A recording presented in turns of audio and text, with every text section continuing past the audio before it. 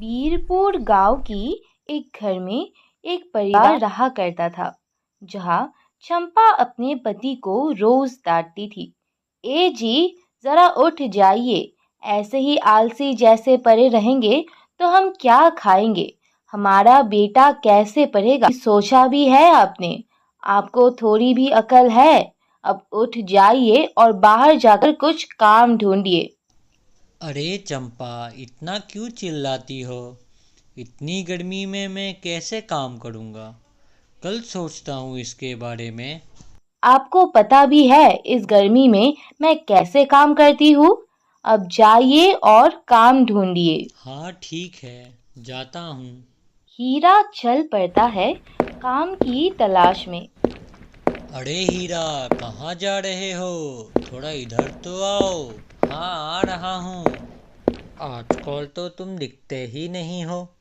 कहाँ रहते हो तुम? क्या बताऊँ, इस गर्मी में कहीं जाने का मन ही नहीं करता, इसलिए घर पे ही रहता हूँ। तो आलसी के आलसी ही रह गए।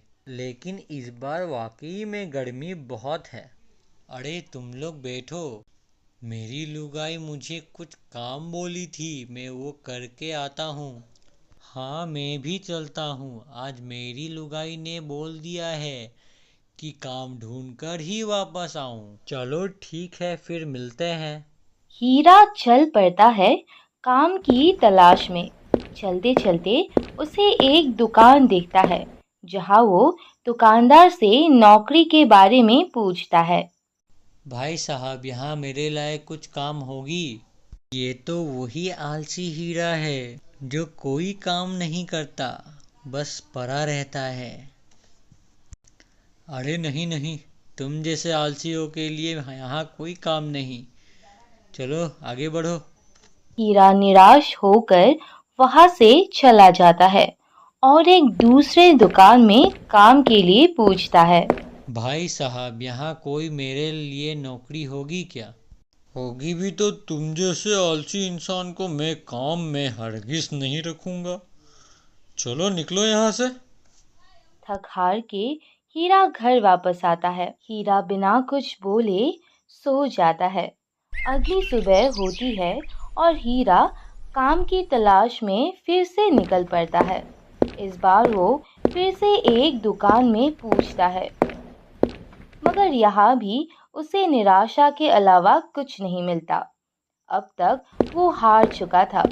फिर थोड़ी दूर आगे बढ़ने के बाद उसे एक लकड़ी की दुकान दिखती है। इस बार भी मुझे कोई काम नहीं मिलेगी, पर फिर भी एक बार पूछ के देखता पर हूँ। इस बार हीरा को जंगल से लकड़ियां काट के लाने का काम मिल जाता है। दुकानदार उसे इस काम के लिए एक कुल्हाड़ी देता है। हीरा खुशी खुशी जंगल में लकड़ियां काटने निकल पड़ता है। वो कुछ लकड़ियां काटता है और उसे गाड़ी में लोड कराकर भेज देता है। हीरा बहुत खुश था और दुकानदार से अपने मेहनत का पैसा लेकर घर आता है। अब की बार चंपा अपने पति को देख के हैरान हो जाती है। अरे, आप इतने पैसे कहाँ से लाए?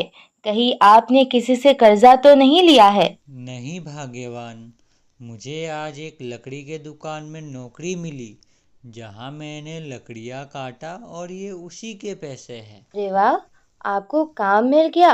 अब ऐसे ही काम करिए और घर में पैसे लाइए।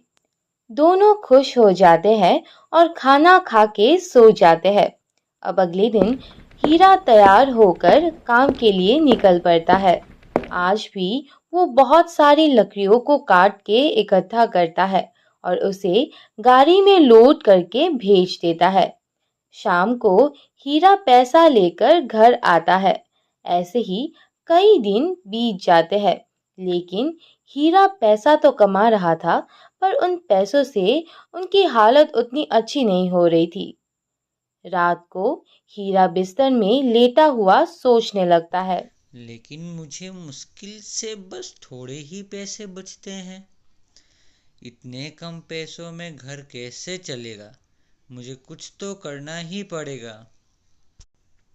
क्यों ना मैं मगनलाल के अंदर लकड़ियाँ काटने की जगह खुद ही लकड़ियाँ काट के बेचूं। ऐसे मुझे और भी पैसे मिलेंगे। अभी सो जाता हूँ और कल सुबह ऐसे ही करूँगा। हीरा इस बार जमा की हुई पैसों से एक छोटा सा दुकान खरीदता है, जिसके बाद वो जंगल जाता है और कुछ लकड़ियां काट के अपने दुकान में रख देता है। लकड़ियाँ तो मैं ले आया, लेकिन अभी क्या मेरे पास कोई ग्राहक आएगा?